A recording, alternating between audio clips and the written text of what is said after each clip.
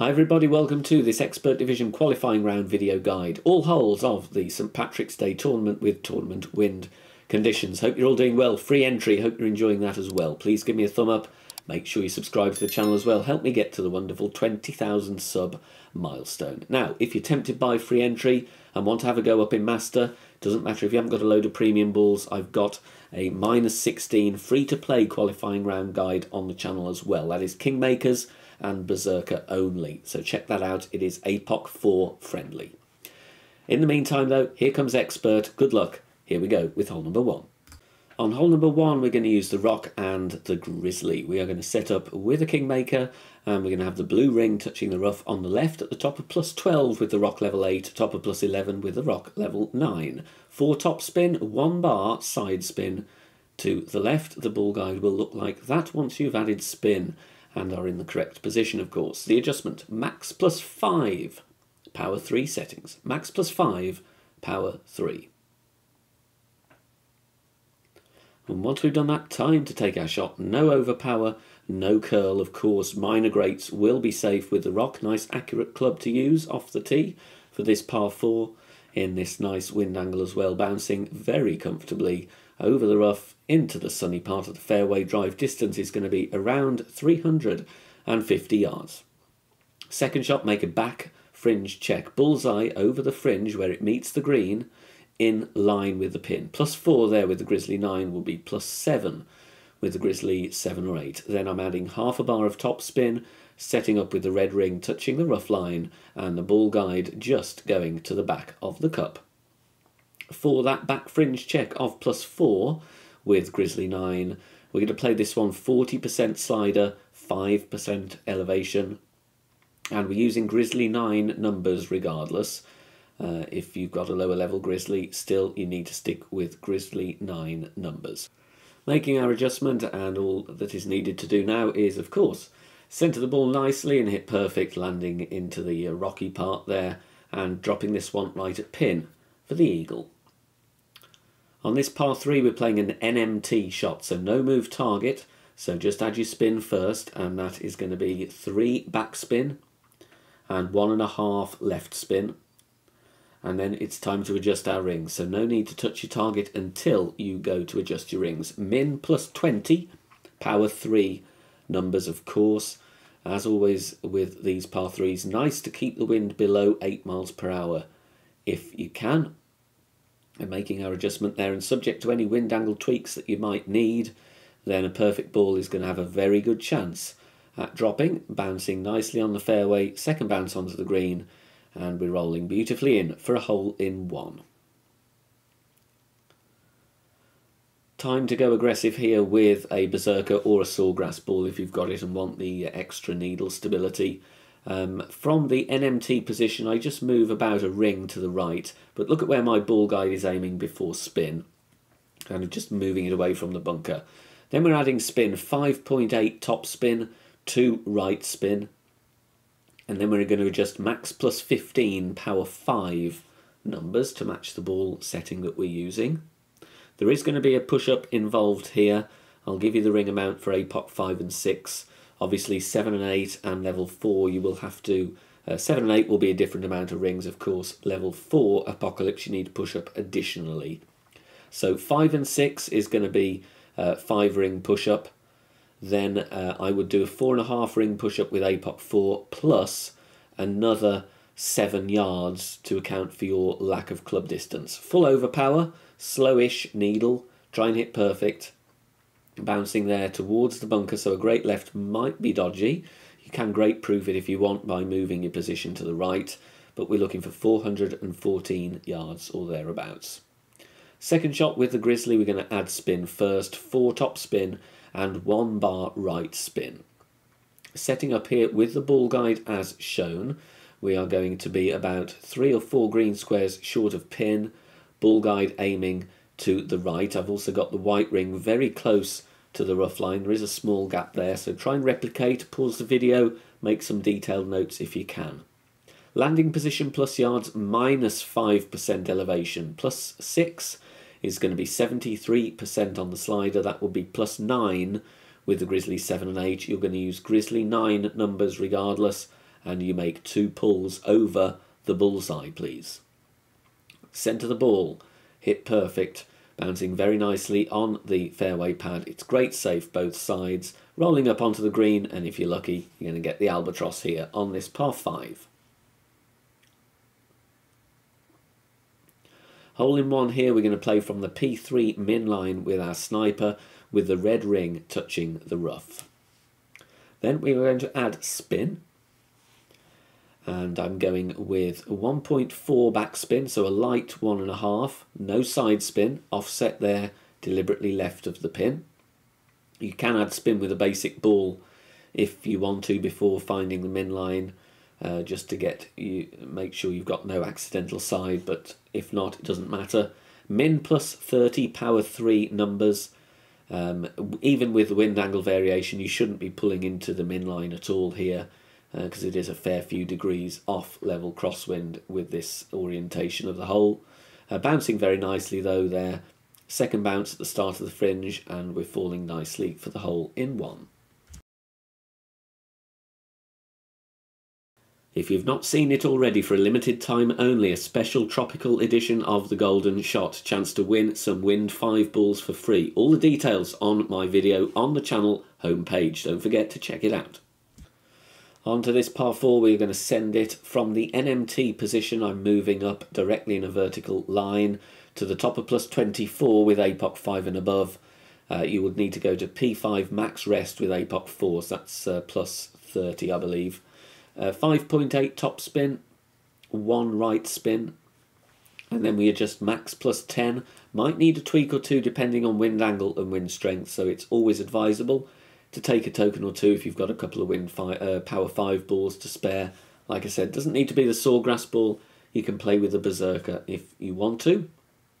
Max plus 10 P5 takes us to around plus 2 with APOC 5 and above, so you're going to have a really slow needle. It would be very smooth even with a berserker. No curl, full overpower, hit perfect, bouncing on the fairway here and into the rough, over the water, and we're getting a nice roll out for a very simple wedge for our eagle. Here on this par 5 we're going to play with the rock, 4 bars of top spin, and we're going to aim at the tip of the fairway up ahead on the left, top of plus 4 with the rock level 8, top of plus 3 with the rock level 9, and then we're going to adjust max plus 10 power 3 settings. This is a safe eagle play. Obviously the albatross is on, but you need to be much more aggressive on the second shot, and I would consider you would have to really play with a luminary to be within a good chance, because there will be a little bit more headwind angle on the angle towards the pin. Perfect ball away, and we just want to get towards the end of the fairway without risking the rough, which we do here. Minor greats should still be fine. 330 yards is decent.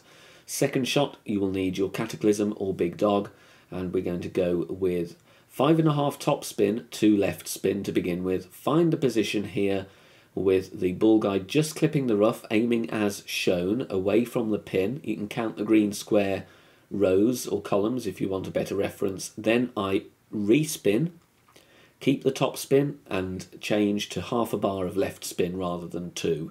It will look like you're going to miss really to the left, but the wind is going to push us in nicely, and you will clip the rough and roll out onto the green, all being well, providing you of course set the shot up correctly and hit perfect. For a plus 2 landing position, going to play 75% slider, 5% elevation, it's 2.5% per yard. If your landing position is plus 4, from a shorter drive you play 80%, and so on. Try and hit perfect here. Great left might cause you some issues with the bunker, so bear that in mind. Perfect ball away though.